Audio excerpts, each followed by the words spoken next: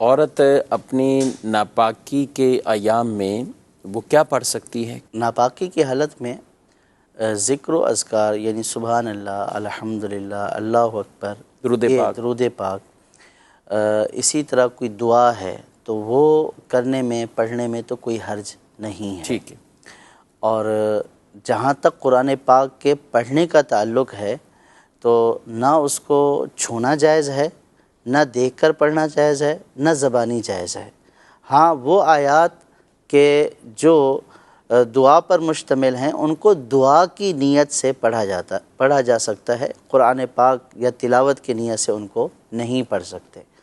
اور اگر کوئی جو ہے اسلامی بین حافظہ بھی ہے تو چونکہ شریعت نے اس میں زبان سے ادائیگی کو بھی منع کیا ہے تو لہٰذا وہ ان ایام میں قرآن پاک کی تلاوت نہ کرے۔ ایک ہے تصور ذہن میں، دیکھیں یہاں پڑھنے سے منع کیا جا رہا ہے۔ پڑھنے کا مطلب یہ ہے کہ جو ہے وہ اتنی آواز میں آواز نکالے کہ اپنے کان سن لیں، یہ پڑھنا بندہ بہرا نہ ہو، یہ پڑھنا ہے۔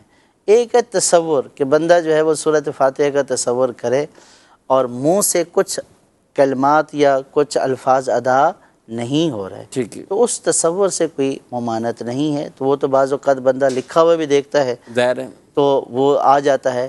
تو ایک ہے دیکھ کر سمجھنا اور تصور لانا، اس کی تو ممانعت نہیں ہے۔ ٹھیک ہے۔ ایک ہے پڑھنا، تو پڑھنے کی ممانعت ہے، چاہے وہ زبانی پڑھنا ہو، چاہے وہ دیکھ کر پڑھنا ہو یا قرآن پاک اٹھا کر پڑھنا ہو، یہ سارے پڑھنے اس حالت میں ممنوع ہیں۔ ذہنی اور تصوراتی دہرائی کر سکتے ہیں؟ ہاں، ذہنی اور تصوراتی میں کوئی حرج نہیں ہے۔ جیسے قرآن کی تلاوت سننے میں بھی کوئی مسئلہ ہے اس سال؟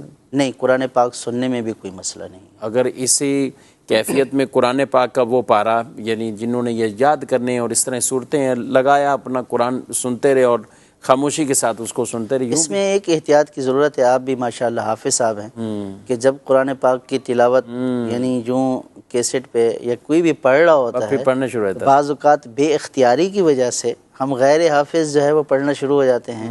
تو میرا اندازہ یہ ہے کہ جب اس طرح کی ہوگی، ویسے اس طرح کر لینا یہ آپ نے اچھی توجہ دلائی ہے کہ اگر یوں قرآن پاک سنا جائے اور خاموش رہا جائے، صرف سنتا رہے، تو یوں بھی ایک طرح کی دہرائی ہو جائے گی۔ لیکن کہیں پہ اگر اٹکن ہوئی یا کہیں پہ کوئی بھولا تو بے اختیار الفاظ نکلیں گے بھی صحیح۔